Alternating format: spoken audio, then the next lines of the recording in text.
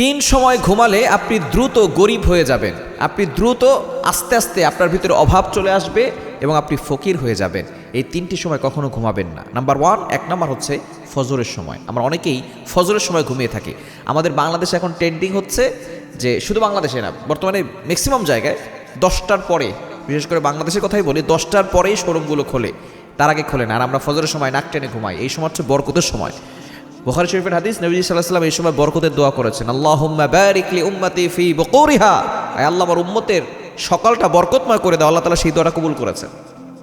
সুতরাং যারা সকালে ঘুমিয়ে থাকে তারা আস্তে আস্তে দরিদ্র হয়ে যায়, তাদের জীবনে বরকত থাকে না। ফেরেশতারা রিজিক নিয়ে আসে তাদের ঘরে, যখন সকলে ঘুমিয়ে থাকে তখন ফেরেশতারা আবার সেখান থেকে বের হয়ে যায়, রিজিকগুলো জঙ্গলে প্রাণীদেরকে দিয়ে দেওয়া হয়। সুতরাং এক নম্বর হচ্ছে ফজরের সময় অথবা ফজরের পরে সাথে সাথে যারা ঘুমাবে তারা আস্তে আস্তে দরিদ্র হয়ে যাবে, তারা ফকির হয়ে যাবে। দ্বিতীয় নাম্বার হচ্ছে আসরের পরে ঘুমানো।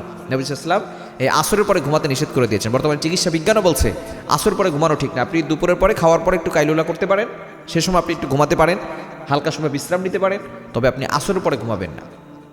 আসরের পরে যারা ঘুমাবে তারা আস্তে আস্তে দারিদ্র হয়ে যাবে, তারা অভাবের ভিতরে চলে যাবে। এবং তিন নাম্বার হচ্ছে মাগরিবের পরে ঘুমাবেন না।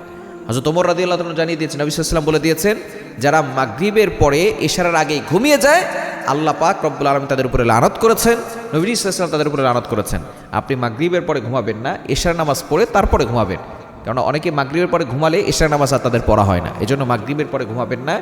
এই তিনটা সময়, ফজরের সময়, ফজরের পরে এবং মাগরিবের পরে, আসরের পরে, এই তিনটা সময় ঘুমালে দেখবেন আপনার জীবন থেকে বরকত উঠে গেছে, আপনি অভাবের ভিতরে পড়ে গেছেন। এই অভাব থেকে বাঁচার জন্য আপনি তিনটা সময় ঘুমাবেন।